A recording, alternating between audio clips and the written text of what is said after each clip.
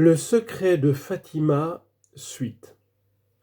Première et deuxième partie du secret, dans la rédaction qu'en a faite sœur Lucie, dans le troisième mémoire du 31 août 1941, destiné à l'évêque du lieu de Leiria Fatima.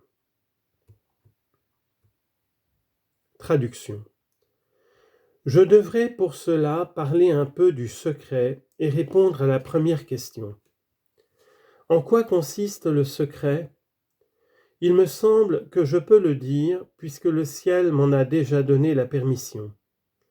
Les représentants de Dieu sur la terre m'ont eux aussi autorisé à le faire, à plusieurs reprises, par lettre. Je crois que votre Excellence a conservé l'une d'elles, celle du père José Bernardo Gonçalves, dans laquelle il m'ordonne d'écrire au Saint-Père. Un des points qu'il m'indique est la révélation du secret. J'en ai déjà dit quelque chose, mais pour ne pas trop allonger cet écrit qui devrait être bref, je me suis limité à l'indispensable, laissant à Dieu l'occasion d'un moment plus favorable. J'ai déjà exposé dans le deuxième écrit le doute qui m'avait tourmenté du 13 juin au 13 juillet et qui disparut lors de cette dernière apparition. Bien. Le secret comporte 3 choses distinctes et je vais en dévoiler 2. La première fut la vision de l'enfer. Notre-Dame nous montra une grande mer de feu qui paraissait se trouver sous la terre et plongés dans ce feu, les démons et les âmes, comme s'ils étaient des braises transparentes, noires ou bronzées, avec une forme humaine. Ils flottaient dans cet incendie, soulevés par les flammes qui sortaient d'eux-mêmes avec des nuages de fumée.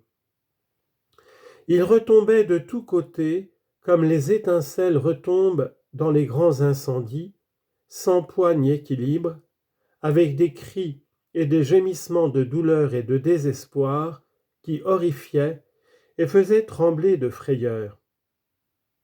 Les démons se distinguaient par leur forme horrible et dégoûtante d'animaux épouvantables et inconnus, mais transparents et noirs.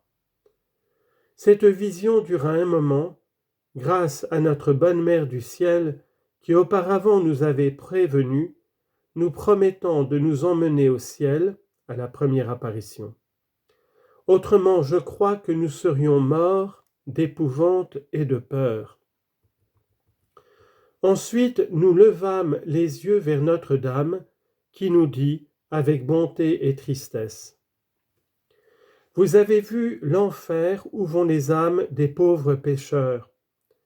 Pour les sauver, Dieu veut établir dans le monde la dévotion à mon cœur immaculé. Si l'on fait ce que je vais vous dire, beaucoup d'âmes seront sauvées et on aura la paix. La guerre va finir, mais si l'on ne cesse pas d'offenser Dieu, sous le pontificat de Pie XI, en commencera une autre pire encore. Lorsque vous verrez une nuit illuminée par une lumière inconnue, sachez que c'est le grand signe que Dieu vous donne, qu'il va punir le monde de ses crimes par le moyen de la guerre, de la faim et des persécutions contre l'Église et le Saint-Père. Pour empêcher cette guerre, je viendrai demander la consécration de la Russie à mon cœur immaculé et la communion réparatrice des premiers samedis. Si on accepte mes demandes, la Russie se convertira et on aura la paix. Sinon, elle répandra ses erreurs à travers le monde, provoquant des guerres et des persécutions contre l'Église. Les bons seront martyrisés, le Saint-Père aura beaucoup à souffrir, diverses nations seront détruites. À la fin, mon cœur immaculé triomphera.